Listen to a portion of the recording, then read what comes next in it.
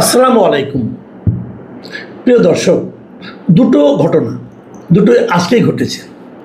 একটা ঘটনা হলো যে বিএনপির যে ভারপ্রাপ্ত মহাসচিব মিস্টার রুহুল কবির রিজভী তিনি আজকে বলেছেন, একটা অনুষ্ঠানে বলেছেন যে বিএনপি এখন আগের চেয়েও জনপ্রিয় ও শক্তিশালী রাজনৈতিক দলে পরিণত হয়েছে। এটা একটা স্টেটমেন্ট, এবং এটা কেন হয়েছে, কিভাবে হয়েছে, তার উনি একটা ব্যাখ্যা দিয়েছেন। আরেকটা ঘটনা হলো, আজকে দেখলাম যে তথ্য অধিদপ্তরের, সরকারি তথ্য মন্ত্রণালয়ের, সেখানে একটা বইয়ের বড় উন্মোচন করা হয়েছে। বইটার নাম হলো I have a plan, Tarique Rahman. মানে তারেক রহমানের আই হ্যাভ এ প্ল্যান, এই কথাটার উপর ভিত্তি করেই একটা বই হয়েছে, এবং সেই বইটার মোড়ক আজকে উন্মোচন করা হয়েছে। এবং সেই মোড়ক উন্মোচন অনুষ্ঠান, বইটা উন্মোচন করেছেন, বইটা নিয়ে দেখলাম সামনে দাঁড়িয়ে আছেন নতুন সদ্য নিয়োগপ্রাপ্ত তথ্যমন্ত্রী আন্দালিব রহমান পার্থ, তথ্য বিষয়ক উপদেষ্টা যিনি আছেন ডক্টর জাহিদুর রহমান, তথ্য মন্ত্রণালয়ের যিনি প্রতিমন্ত্রী আছেন তিনি, এবং তথ্য অধিদপ্তরে যিনি আপনার যে আছেন দায়িত্ব প্রধান তথ্য কর্মকর্তা যিনি আছেন আবদুল আহমেদ, তারা ছিলেন। আর একজন ভদ্রমহিলাকে দেখলাম, ওনাকে আমি চিনতে পারলাম না। এটা নিয়ে মোটামুটি বেশ একটা ভিডিও দেখলাম, ভিডিও নিউজ দেখলাম। আমি এই দুটো বিষয় নিয়ে একটু কথা বলতে চাই এই কারণে যে প্রথম যে কথাটা, যে বিএনপি এখন আগের চেয়েও জনপ্রিয় এবং শক্তিশালী দল হয়েছে, এই কথাটার একটা পার্ট ঠিক আছে, হয়তোবা তাও শিওর না আমি, সেটা হলো শক্তিশালী রাজনৈতিক দলে পরিণত হয়েছে, এইটুক ঠিক আছে। কারণ এখন বিএনপির সঙ্গে সরকার যুক্ত হয়েছে, এখন বিএনপির সঙ্গে আইন শৃঙ্খলা রক্ষাকারী বাহিনী মানে পুলিশ যুক্ত হয়েছে, বিভিন্ন বাহিনী বিএনপির সঙ্গে আছে, অতএব তো বিএনপি শক্তিশালী হবে, এটা স্বাভাবিক। বিএনপির বিরুদ্ধে কিছু কেউ বললে পরে তাকে মেরে দেবে। ওই দেখলাম এক বিএনপির এক সাবেক নেতা নাকি এক জায়গায় বলেছেন যে তোমরা লিখতে থাকো, আমরা তোমাকে পিটাবো, তোমরা লিখতে থাকো, আমরা পেটেতে থাকবো, মানে দম্ভ। এগুলো কিন্তু হচ্ছে, এখন কোনো ব্যাপার না এগুলো। কাজে বিএনপি শক্তিশালী হয়েছে, সেই শক্তিটা কী ধরনের শক্তি সেটা নিয়ে আলাদা ব্যাখ্যা, ওই ব্যাখ্যায় আমি যাচ্ছি না, কারণ ওই ব্যাখ্যায় গেলে রাত পোহায় যাবে। কাজে ওটা থাক, তবে তারা শক্তিশালী হয়েছেন এতে কোনো সন্দেহ নাই। কিন্তু জনপ্রিয় কি হয়েছেন, এটা হলো বেসিক কথা। দেখেন, জনপ্রিয় হতে হলে কি লাগে? বাগাড়ম্বর দিয়ে জনপ্রিয় হওয়া যায় না, কথার ফুলঝুরি ছিটিয়ে জনপ্রিয় হওয়া যায় না। জনপ্রিয় হতে বলে জনপ্রিয়তে দুটো শব্দ, একটা জন আর একটা প্রিয়। মানে জনতা একটা অংশ, আর জনতার কাছে প্রিয় আরেকটা অংশ। তো জনতা কি আপনাকে ভালোবাসে দলকে এখন আগের মতো? কতটাই ভালোবাসে? জনতা যে প্রত্যাশা নিয়ে আপনার দলকে ভোট দিয়ে সরকারে পাঠিয়েছিল, বিএনপিকে সরকারে পাঠিয়েছিল, আমি জনাব রিজভীকে উল্লেখ করে বলছি যে আপনাকে যে মানে ভোট দিয়ে তারা যে প্রত্যাশা তাদের ছিল, সে প্রত্যাশার কতটুকু মেটাতে পেরেছেন আপনারা বলুন? আপনাদের এক মন্ত্রী বলেন যে আগামী 2 বছর জ্বালানি তেল ঠিকঠাক মতো দিতে পারবো না। জনগণের সবচেয়ে চাহিদা এই মুহূর্তে জ্বালানি এবং বিদ্যুৎ।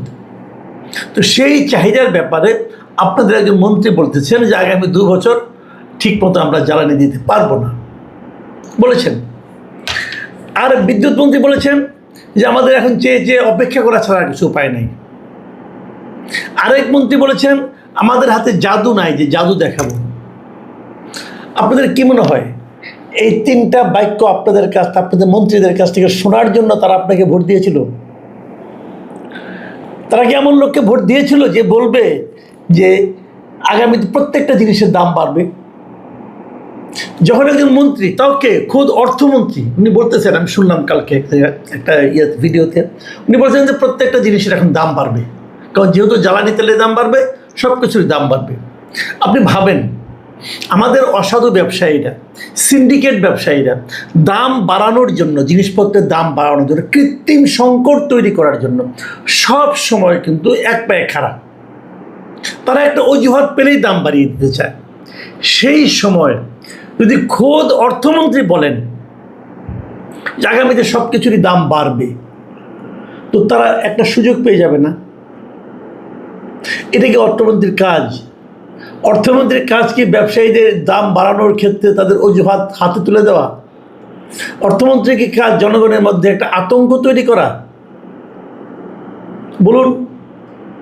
এখন এইটা বলার মাধ্যমে রিজভী আহমেদ দাবি করতেছেন গভর্নমেন্ট আরও জনপ্রিয় হয়ে গেছে। আমি রিজভী আহমেদ সাহেবকে বলবো, আপনি এখন মন্ত্রী হন নাই, যদিও মন্ত্রী পদমর্যাদা ভোগ করছেন, মানে মন্ত্রীর বেতন টেতন পাচ্ছেন আপনি সব কিছু, এই বেতন কিন্তু আমরা দিচ্ছি। এই যত মন্ত্রীর পদমর্যাদার লোক আছে সবাই মন্ত্রীর মতো করে বেতন পান, বেতন ভাতা বাসা সব পান, এবং এই পুরো খরচটা কিন্তু আমরা বহন করি। উনি মন্ত্রীর বেতন পান, পেয়ে পার্টির মহাসচিবের দায়িত্ব পালন করেন। ভারতেও কিন্তু অনেক, ভারতে একটু উদাহরণ দেবে বলে, ভারতে বিজেপি পার্টি আছে, বিজেপির যিনি প্রেসিডেন্ট উনি কিন্তু মন্ত্রীর বেতন ভাতা পান না, উনি পার্টির কাছ থেকে টাকা পান। তো আমি বিএনপিকে অনুরোধ করবো, আপনি দলের এই লোকগুলিকে আপনি মন্ত্রী বেতন দিচ্ছেন কেন, সরকারি টাকা দিচ্ছেন কেন, জনগণের টাকা দিচ্ছেন কেন? তো তাকে পার্টিতে রাখেন, যাই হোক সেটা অন্য কথা। তো সেখানে বসে আপনি তো আসলে জনগণ থেকে বিচ্ছিন্ন হয়ে গেছেন। জনগণের সঙ্গে মিশেন, একটু জনগণের কাছে যান, একটু রাস্তায় নামেন, রিক্সাওয়ালাকে জিজ্ঞাসা করেন সে কেমন আছে, একজন সিএনজি চালককে জিজ্ঞাসা করেন সে কেমন আছে, সে কি বলে শুনেন, তারপরে বলেন যে আপনি জনপ্রিয় আগের চেয়ে বেশি হয়েছেন কি হননি। আগে কেন বলেন? আগে বলে তো লোকে হাসবে, কারণ লোকে তো অন্য কথা বলে। আমরা তো পাবলিকের কাছে যাই। আপনাদের মধ্যে বিএনপির প্রধান যে সমস্যাগুলো এই মুহূর্তে হচ্ছে 6 মাসের মাথায় এসে, 1 নম্বর, তারা জনগণের মৌলিক যে চাহিদাগুলো, যে আপনার দ্রব্যমূল্য, বিদ্যুৎ, গ্যাস, জ্বালানি, এই সমস্যাগুলো তারা মেটাতে পারছে না। 1 নম্বর, একদম অসহায় তারা এই ক্ষেত্রে। দ্বিতীয়ত, তারা আইন শৃঙ্খলার পরিস্থিতি একদম কন্ট্রোল করতে পারছে না, এবং আইন শৃঙ্খলার মধ্যে আপনি ধরতে পারেন চাঁদাবাজিও, তারা চাঁদাবাজি একেবারেই কন্ট্রোল করতে পারছে না। সারা দেশে অবাধে চাঁদাবাজি চলছে, দলীয় মাস্তানি চলছে, অস্বীকার করতে পারবেন না, থামাতে পারছেন না। কালকে দেখলাম একটা ভিডিও, এক ছেলে বলতেছে যে তারেক রহমান আসলেও তোমাকে টাকা দিতে হবে, মানে চাঁদাবাজি। সে এমনই বেপরোয়া চাঁদাবাজ, সে বলছে যদি তারেক রহমানও আসে তাও তাকে চাঁদা দিতে হবে, তারেক রহমান বললেও তাকে চাঁদার হাত থেকে মুক্তি নেই, চাঁদা তাকে দিতেই হবে। এই জিনিস ভাই আগে দেখি নাই, এই মাত্রায় আগে দেখি নাই আমরা, থামাতে পারছেন না। এখন নতুন একটা ট্রেন্ড তৈরি হয়েছে, পুরো একটা পরিবারকে হত্যা করা হচ্ছে, এবং হত্যা করার পর পরের দিনই নাকি সমস্যার সমাধান হয়ে গেছে এমন নাটক করা হচ্ছে, মানুষের সন্দেহ বাড়ছে। এগুলোকে কিভাবে আপনি বলেন যে আপনাকে এই সমস্ত ঘটনা ঘটার পর জনগণের কাছে আপনাদের প্রতি ভালোবাসা আরও বেড়ে গেছে? কোন বিবেচনায়? এই সমস্ত প্রশ্নের উত্তর আপনারা দিতে পারবেন কিনা জানি না, দিবেন কিনা জানি না, দিতে ইচ্ছাও হবে কিনা আপনাদের জানি না, কারণ ক্ষমতায় গেলে না তো ওরা জনগণকে পাত্তা দিতে ইচ্ছা করে না। তো সেরকম আচরণ আপনারা হয়তো করবেন, আমরা বলতে পারবো না। দ্বিতীয় প্রসঙ্গটা বলি, যে বইটা প্রকাশিত হয়েছে এই বইটা আসলে কে লিখেছে আমি জানি না, তবে আমি আপনার চ্যাট জিপিটিকে জিজ্ঞাসা করে জানতে চাইলাম যে বইটা আসলে কে লিখেছে। চ্যাট জিপিটি যে তথ্যটা আমাকে দিল, তারা বললো যে এই বইটা মূলত লিখেছেন হলো ইফতেখার রসুল জর্জ, এবং এটা প্রকাশনী নওরোজ সাহিত্য সম্ভার, এবং নওরোজ সাহিত্য সম্ভার যেটা আছে এটা আসলে ইফতেখার রসুল জর্জেরই প্রতিষ্ঠান। আমি ভদ্রলোককে আমি কিছুটা চিনি, উনি অনেকদিন ধরে প্রকাশনা শিল্পের সঙ্গে আছেন, সিনিয়র মানুষ। তবে ওনার এই নওরোজ সাহিত্য সম্ভার এখন আর অতটা ভালো ব্যবসা বাণিজ্য করছে না যদ্দূর আমি জানি। হয়তো উনি ব্যবসাটাকে বাড়ানোর জন্য এই বইটাকে নিয়ে আসছেন, আই হ্যাভ এ প্ল্যান। তো তারেক রহমান শিরোনাম এই বইটা যিনি করেছেন, এই বইটা যেহেতু তারেক রহমানকে নিয়ে লিখেছেন, অতএব তথ্যমন্ত্রী, তথ্য উপদেষ্টা সবাই মিলে তেল মারার জন্য বইটার মোড়ক উন্মোচন করেছেন। যদি তারেক রহমানের আই হ্যাভ এ প্ল্যান এই শিরোনাম না থাকতো বইটার মধ্যে, অন্য কোনো বই নিয়ে গেলে কি ওনারা মোড়ক উন্মোচন করবেন? ধরা যাক আমি একটা বই লিখবো, আমি বই লিখে ওনাদের 2জনকে বললাম, এই 2 ভদ্রলোকের সঙ্গে আমারও যৎকিঞ্চিত পরিচয় আছে, ওদেরকে বললাম, 3 জনের সঙ্গে আছে। আব্দুল আহমেদ তো আমার 2টা প্রতিষ্ঠানে আমার কলিগ ছিলেন। তো ওনাদের 3 জনকে বললাম, ভাই আমি একটা বই লিখেছি, আপনাদের ওখানে একটু মোড়ক উন্মোচনের ব্যবস্থা করেন না কেন? করবেন ওনারা? করবেন না। এটা করলেন কেন? এই বইটা মোড়ক উন্মোচন করলেন বইটার নাম দেখে যে তারেক রহমানের কেনে লিখছে, আই হ্যাভ এ প্ল্যান লিখছে, অতএব এটা করতে হবে। এটার মধ্যে প্ল্যান আসলে কি আছে, বইটা কতটুকু মানোত্তীর্ণ হয়েছে, পড়েছেন কিনা আমার সন্দেহ, আমি শিওর কেউ পড়েন নাই। আমি শিওর তারা কেউ পড়েননি, নাম দেখেই তারা কিন্তু এটা করেছেন। কেন করেছেন? এই কারণে করেছেন, তারা ভেবেছেন এটা করলে মনে হয় তারেক রহমান সাহেব খুশি হবে। তারেক রহমান সাহেবকে বলেছেন যে এটা বই লেখেন আপনারা, তাহলে তারেক রহমান সাহেব নিজে লিখতে পারতেন। এখন ওনার কি প্ল্যান আছে এটা নিয়ে? ইফতেখার রসুল জর্জ সাহেব একখান বই লেখলেন, সেই বইয়ের মরক উন্মোচন, এবং সেখানে সরকারের গুরুত্বপূর্ণ ব্যক্তিরা যে মরক উন্মোচন করলেন। এদের সমস্যাটা কি জানেন? সমস্যা হলো দুটো। প্রথমত হলো আপনারা তেল মারার সংস্কৃতিটা চালু করে দিলেন আনুষ্ঠানিকভাবে। এখন দেখবেন এই I have a plan, Tarique Rahman কতটা মহানায়ক, তারেক রহমান কিভাবে এই দেশের মুক্তির সনদ নিয়ে আসছেন, তারেক রহমান ছাড়া এই জাতি অন্ধ, এই ধরনের নানা ধরনের শিরোনাম নিয়ে এখন দেখবেন মানে আপনার বানের জলের মতো বই বিরত থাকবে, যেটা আমরা বিগত সরকারের সময় দেখেছি। সরকারের একটা প্রতিষ্ঠান আছে জাতীয় গ্রন্থ কেন্দ্র, এরা বইটই কিনে, এরা কিনে বিভিন্ন দেশে লাইব্রেরিগুলোতে দেয়। আপনারা খবর নিয়ে দেখেন, শেখ হাসিনার 15 বছরের শাসন আমলে 80% বই তারা কিনেছে যারা, সব হলো হয় বঙ্গবন্ধু অথবা শেখ মুজিব অথবা ওনার স্ত্রী ফজিলাতুন্নেসা অথবা ওনার সন্তান শেখ কামাল, সুলতানা কামাল অথবা শেখ রাসেল।